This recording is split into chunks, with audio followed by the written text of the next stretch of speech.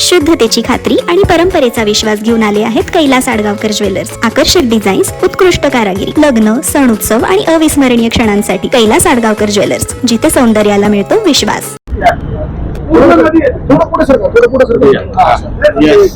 नाशिक महानगरपालिका निवडणूक 25-26 याच्यासाठी जी काय आता निवडणूक होऊ घातलेली आहे त्याचा फॉर्म भरण्याचा अंतिम दिवस उद्या आहे आणि बऱ्याच दिवसापासून आम्ही सरकारमध्ये महायुती म्हणून त्या ठिकाणी काम करतो राज्यात आणि मग इथे नाशिक महानगरपालिकेत महायुतीनंच लढावं अशा पद्धतीनं आम्ही छोटे म्हणून आम्ही वरिष्ठांकडे म्हणजे भाजपच्या वरिष्ठांकडे गेलो।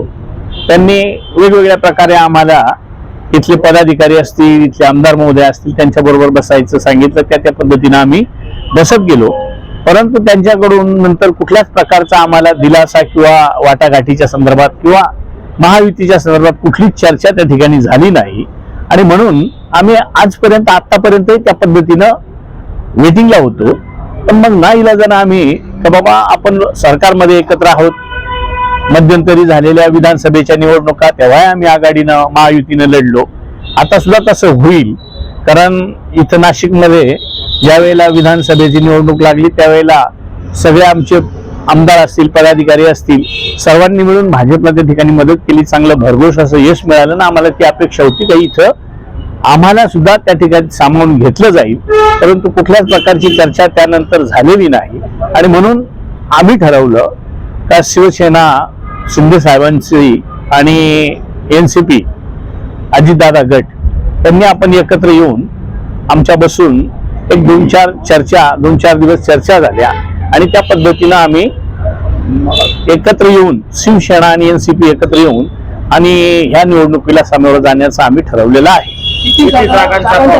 जागांचा आम्ही अजूनही तुम्हाला सांगतो का आम्ही काल परवापासून तर निवड एकच अपेक्षा होती का आपल्याला कुठून तरी महायुतीत लढायचं, तर मग जागा ठरवण्याचा तो विषय आलेला नव्हता।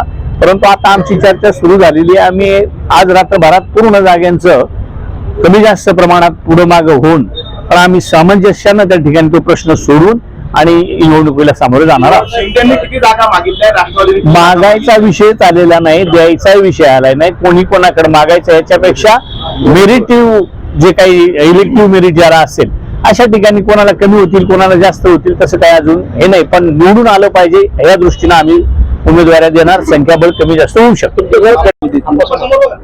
उद्या शेवटचा दिवस आहे आणि आज फक्त आज म्हणजे उद्या 3 वाजेला सर्व बी फॉर्म जर दिले नाही तर आमचे सर्वच कार्यकर्ते जेवढे पदाधिकारी आहे त्यांना देखील निवडणुका लढायच्या आहे। म्हणून आम्ही 15 दिवसापूर्वी महायुतीची बैठक त्या ठिकाणी झाली होती, परंतु त्यानंतर 15 दिवसामध्ये सकारात्मक कुठलाही प्रतिसाद त्यांच्याकडून आला नाही आणि म्हणून आम्हाला देखील आमचे पक्ष वाढवायचे आहेत आणि आमच्या पदाधिकाऱ्यांना देखील संधी द्यायची आणि म्हणून त्या संदर्भामध्ये आम्ही तो सकारात्मकपणे आम्ही जर उद्या बोलवलं नाही आम्हाला तर आम्ही आमची तयारी करून ठेवावी त्या दृष्टीने आम्ही पुढे जातो। आणि हे बघा असं आहे, हे बघा याच्यामध्ये तुम्हाला स्पष्ट सांगतो, नगरपालिका, महानगरपालिका, जिल्हा परिषद, पंचायत समित्या ह्या खऱ्या अर्थाने कार्यकर्त्यांचे लढवण्यासाठी असणाऱ्या या निवडणुका, कारण शेवटी कार्यकर्त्यांना कुठेतरी न्याय द्यावा लागतो आणि त्यामुळे प्रत्येक पक्षामध्ये जे आहे कार्यकर्त्यांची फार मोठी फळी असते आणि त्या प्रत्येक पक्षाला असं वाटतं की आपल्या कार्यकर्त्यांना न्याय देण्यासाठी आपण त्यांना उमेदवारी दिली पाहिजे।